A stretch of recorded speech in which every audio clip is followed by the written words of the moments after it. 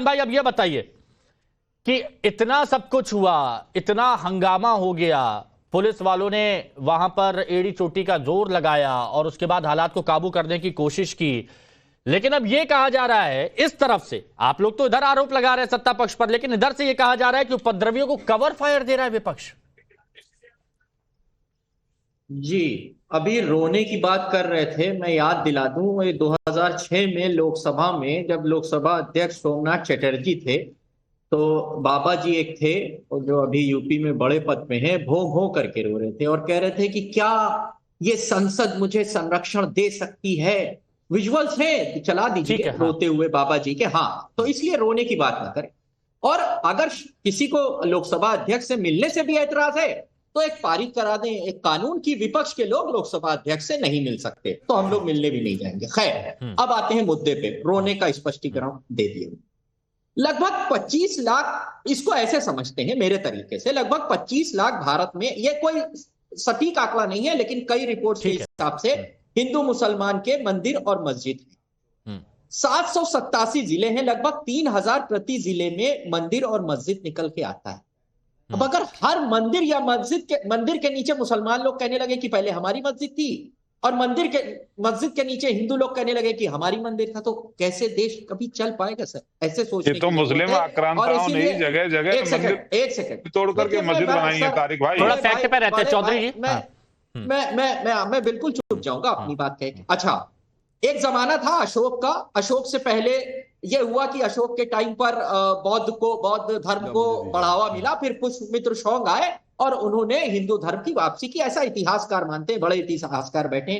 तो लड़ाई तो तब से है कि हिंदू धर्म स्थलों को बौद्ध स्थल धर्म बने, फिर मुसलमान लोग भी आए बाहर से, आक्रमणकारी थे, मान लेते हैं वो सब आक्रमणकारी थे और उन्होंने तोड़ा बनाया। लेकिन ये तो पुराना इतिहास है, वहां से बौद्ध वाले टाइम से शुरू करते हैं कि तोड़ा बनाया, फिर तोड़ा, फिर बनाया। बौद्ध और हिंदू में कोई अंतर नहीं है। अभी के मुद्दे पे आइए ना, एक मिनट देखिए, आप इतिहासकार यहाँ पर है, उनसे मैं बात करूंगा।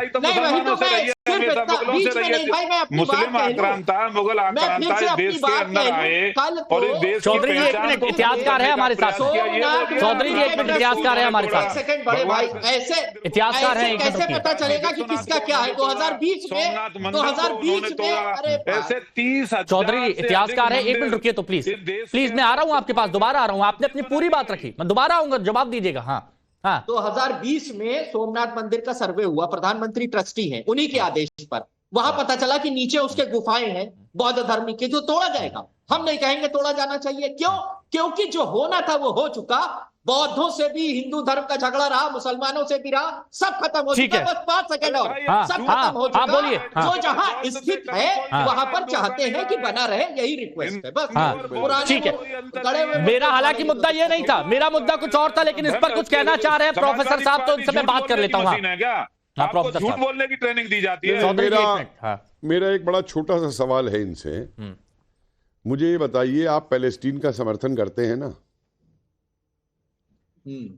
अटल जी करते थे ना, जैसे मैं आपकी बात पूछ रहा हूं, अपनी बात बताइए। मैं अटल जी का स्पोक्स पर्सन नहीं हूं, ना मैं बीजेपी का स्पोक्स पर्सन हूं। जहां जहां इंसानियत, मैं एक तर्क पे बात कर रहा हूं, मुझे तर्क पे बताइए। आप पैलेस्टीन का समर्थन करते हैं ना?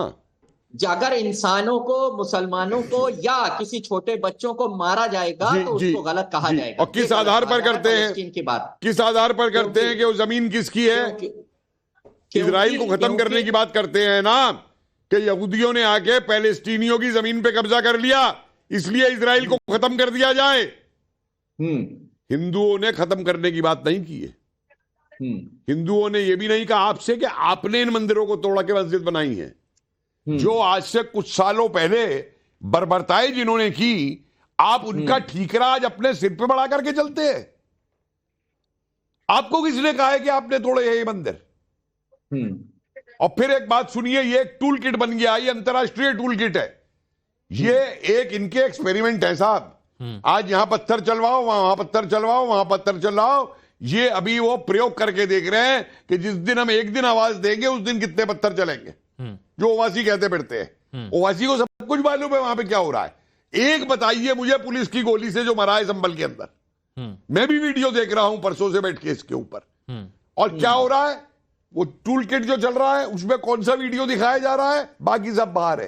समझे? जो भीड़ वहां पे कहां से इकट्ठी हो गई, मुझे बताइए, किसने इकट्ठी कर दी भीड़ वहां पे? 1 मिनट में आ गई भीड़ वहां पे।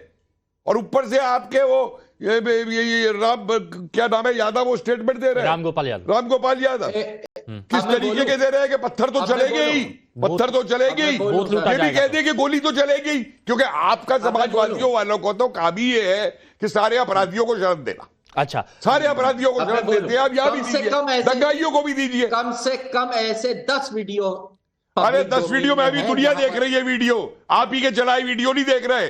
आपका ये देखिए, सुनिए, आपको यूपी ने जवाब दे दिया है ना लोकसभा के बाद, और यही आपकी हरकतें अगर रही समाजवादी पार्टी की तो और जवाब मिलेगा। जैसे एक बड़ी खबर आ रही है, क्योंकि एक सवाल बार बार उठाया गया था कि दूसरी बार सर्वे की जरूरत क्यों पड़ी, जानकारी नहीं दी गई, मस्जिद कमेटी और पीस कमेटी को वहां पर साथ में नहीं लिया गया। तो इस पर यह बड़ी खबर, सभी पक्षों को जानकारी दी गई थी, हिंदू मुस्लिम समेत 23 नवंबर को ही सर्वे की जानकारी दी गई थी। कोर्ट कमिश्नर रमेश सिंह राघव ने यह जानकारी दी थी। सर्वे शांति से करवाने को लेकर सूचित किया गया था, बावजूद इसके हिंसा कैसे हुई, ये सवाल उठ रहे हैं। अखिलेश को नहीं दी ये, और रामगोपाल यादव को नहीं दी, देखिए नोटिस जारी किया गया था दोनों पक्षों को नहीं दी सूचना, इन्होंने ये दोनों पक्षों को नोटिस जारी किया गया था, इसलिए दिक्कत है इन्हें। थोड़ी देर और रुकिएगा। अब मेरे को एक बात और बताइए, क्योंकि ये तारिक भाई बहुत इंपॉर्टेंट सवाल है। रामगोपाल यादव जी ये कहते हैं कि ऐसे जज फैसला देने लगे तो देश में आग लगा देंगे। वो ये भी कहते हैं कि यहां पर खुलेआम ये सारा काम जो किया जा रहा है ये बिल्कुल बहुत ही गलत है। मतलब आपने कानून व्यवस्था पर सवाल खड़े कर दिया, और समाजवादी पार्टी ये भी कह रही है कि दूसरी बार सर्वे की जरूरत क्यों पड़ी, एक बार जब हो गया तो। 5 आदमी मेरे हिसाब से मर गए, उनके ऊपर गोली इंटरनेशनल स्पेस स्टेशन से चली थी, वहां ऊपर स्पेस से, धरती पे किसी ने गोली नहीं चलाई। और वो जो लोग आए थे, अगर एक ही समुदाय के थे तो आपस में ही गोली चलाने लगे। ये वीडियो है, पुलिस खुद कह रही है कि गोली मारो, गोली मारो। तो पहले ये स्पष्ट हो जाए, अरे मारा है तो क्यों डरते हैं? पुलिस कहे कि हमने मारा। पाकिस्तान में 2 समुदाय के हैं, वो अलग अलग, जो शिया सुन्नी मार रहे हैं एक दूसरे को। अरे किसका मजाक उतार रहे हो? जाने की जरूरत नहीं, किसका मजाक उतार रहे हो तुम? पाकिस्तान जाने की जरूरत नहीं। अरे तुम यही पाकिस्तान बनाना चाहते हो ना, तुम तो यहाँ पाकिस्तान बना रहे हो भाई। अब सुनिए इस पर एक बात यहाँ पाकिस्तान बना रहे हो, एक बात बहुत समाजवादी और कर क्या रहा है, मुझे बताइए। एक मिनट अखिलेश यादव कर क्या रहा है पहले दिन से पाकिस्तान? एक बात बहुत क्लियर कह दूं, बहुत जिम्मेदारी के साथ यहां पर कह दूं, पुलिस की तरफ से स्पष्ट कहा गया है कि टीयर गैस, रबर पैलेट का इस्तेमाल किया गया है, लीथल वेपन का इस्तेमाल नहीं किया गया है। अलग अलग गलियों से पुलिस पर फायरिंग हो रही थी, कट्टे निकाल के फायरिंग वहां पर की जा रही थी, छतों से फायरिंग की जा रही थी। अलग अलग गलियों से 3 गुट आए थे, 4 पुलिस के अधिकारी घायल हुए हैं। 4 पुलिस के अधिकारी घायल हुए हैं।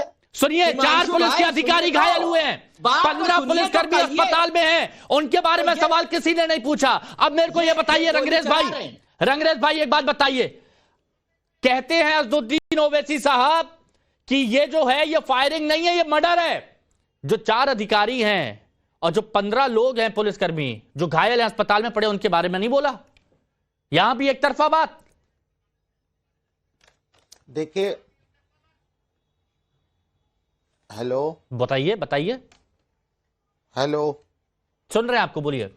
मैं कह रहा हूं भाईजान कि हमारे बैरिस्टर साहब असदुद्दीन ओवैसी साहब ने आज जो है सदन में एक नोटिस दिया है कि हम जो है इस पर चर्चा करना चाहते हैं, संभल वाले मसले पर। एक बात। दूसरी बात, आप जो भी कह रहे थे कि वहां पर जो ये कहा गया, आपने कैसे देखा, कितनी वीडियो वायरल है, कैसे मुसलमानों को कहा